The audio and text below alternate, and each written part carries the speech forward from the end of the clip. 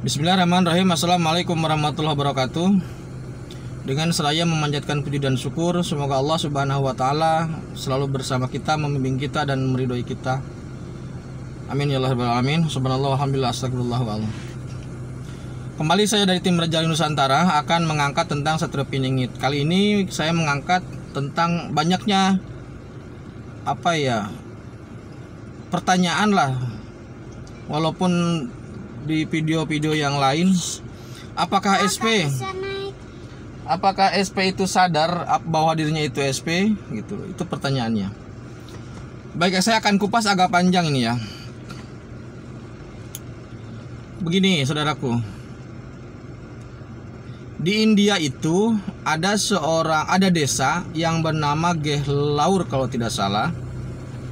Di situ hidup seorang di situ desa biasa. Kemudian yang tokoh yang akan saya sebut adalah Darsat Manji. Ini sudah difilmkan The Mountain Man, filmnya The Mountain Man. Darsat Manji ini memiliki istri yang sakit, tapi sayang tempat terdekat atau rumah sakit terdekat itu harus menempuh jarak sejauh 70 km. Padahal sebenarnya mereka berdekatan, tapi karena ada gunung jadi harus memutar sejauh 70 km. Akhirnya istrinya tidak tertolong dan meninggal. Nah, dari situ Darsat Manji ini kemudian mempunyai motivasi dan semangat untuk membelah gunung itu. Gitu loh. Maka mulai tahun 1959 Darsat Manji ini membelah gunung itu sendirian hanya dengan palu dan linggis selama 22 tahun. Nah, motivasi Darsat Manji ketika dia membelah gunung itu adalah motivasi sosial, yang intinya jangan sampai orang lain itu mengalami kesulitan dalam berobat gitu loh, sehingga jika sakit bisa diselamatkan. Dan alhamdulillah 22 tahun kemudian, dari tahun 59 itu di desa Gehlaur bisa menembus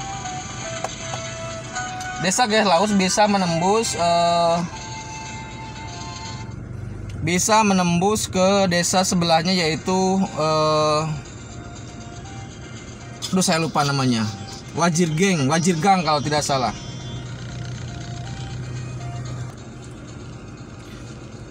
Nah, sekali lagi sekarang ini di desa Gehlaur ke Wajirgang kalau tidak salah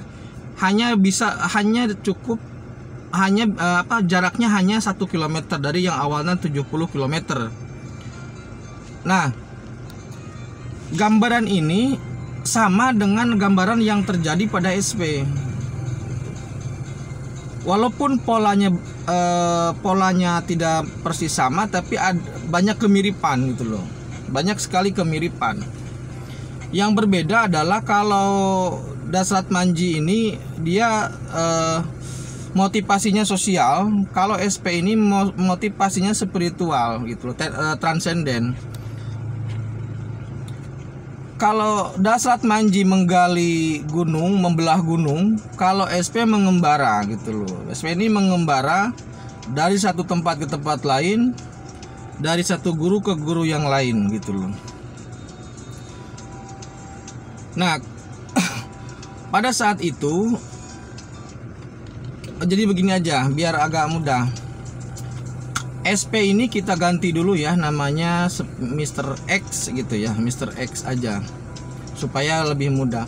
Nah, Mr. X ini dalam perjalanannya dari lembah ke lembah, dari hutan ke hutan, dari laut ke kali dan sebagainya, tujuannya untuk terus mengembara, mencari ilmu, mencari guru terkait dengan banyak hal lah, ilmu agama dan sebagainya, ilmu tauhid dan sebagainya. Nah, sampai juga selama 22 tahun, persis seperti Darsat Manji.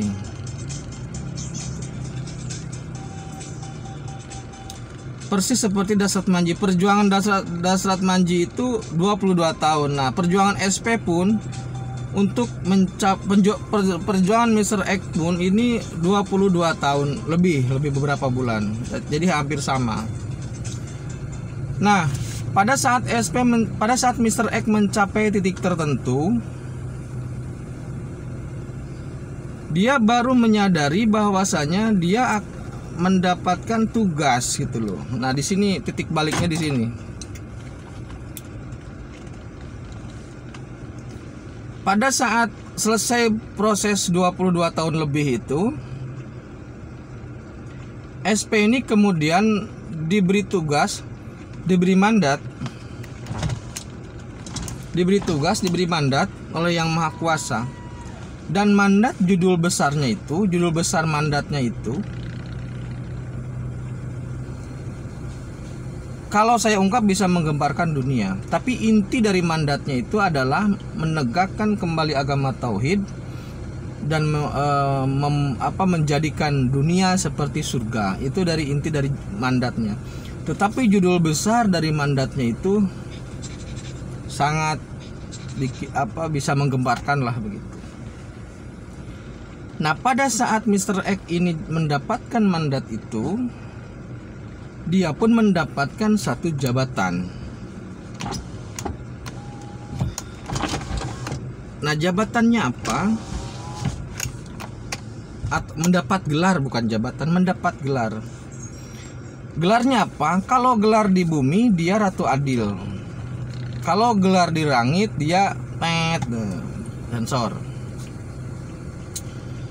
Nah, kemudian SP diberitahu gitu loh bahwasanya Mr. X diberitahu bahwasanya Mr. X ini kalau ditembak dari Jangka Jayabaya, dia dinamakan atau dijuluki Satrio Piningit gitu loh. Kalau ditembak dari Tanah Pasundan, dia dicari atau diidentifikasi sebagai budak Angon atau bocah Angon.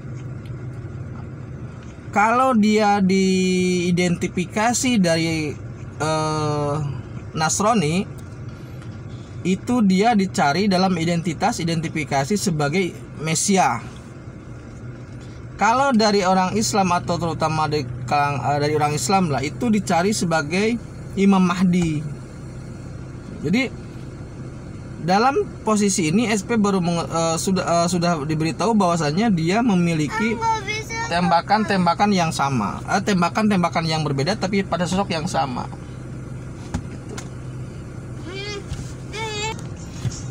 Oke, jadi sekali lagi bahwasanya Mr. X itu jika ditembak diidentifikasi dari Jangka Jayabaya, dia Satrio Piningit gitu loh. Nah dari sinilah kemudian SP menyadari atau Mr. X ini menyadari bahwasanya tugas yang dia emban itu sangat luar biasa, besarnya minta ampun, bisa menggemparkan dunia, bukan hanya Nusantara, bisa menggemparkan dunia, bisa menggemparkan seluruh agama, pokoknya bisa menggemparkan dunia.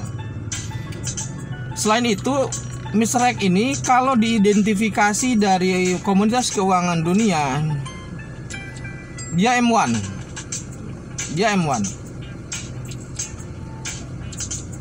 Jika banyak, jadi menurut saya identifikasi yang dilakukan dari berbagai aspek, dari berbagai teori, dari berbagai wejangan atau dari berbagai serat,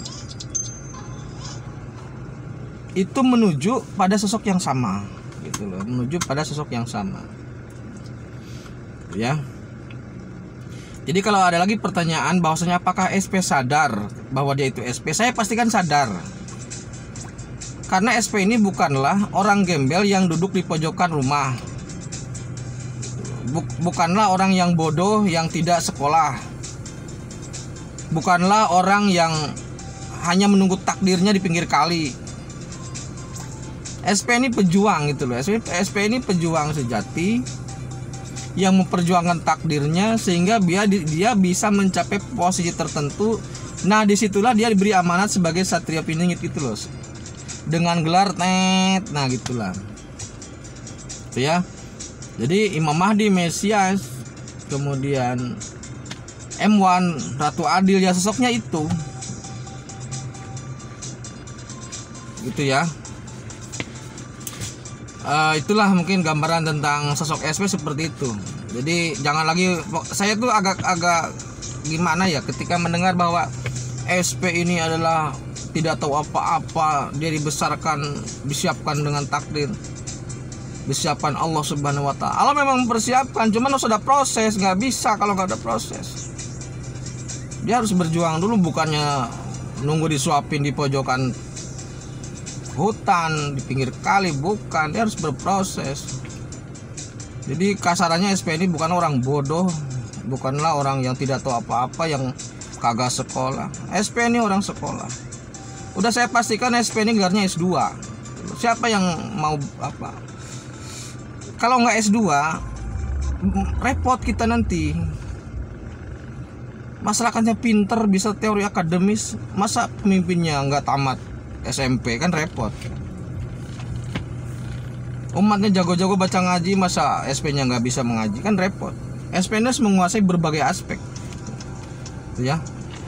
Gitu. Jadi kalau ada yang bertanya apakah SP sadar ketika dia jadi SP, ketika dia jadi bocah angon, budak jangkutan, ketika dia jadi Imam Mahdi, apakah dia sadar? Saya pastikan dia sadar.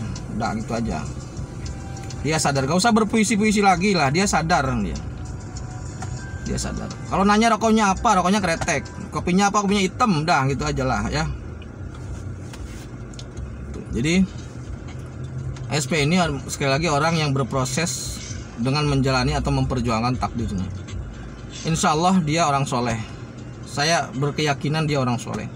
Makanya kalau mau nyari SP ke masjid, udah itu aja, ke masjid. Dia nggak ada di pojokan hutan, di pinggir kali nggak ada, di masjid dia adanya. Kalau nggak di masjid jadi kampus gitu, siapa tahu dia lagi kuliah gitu kan.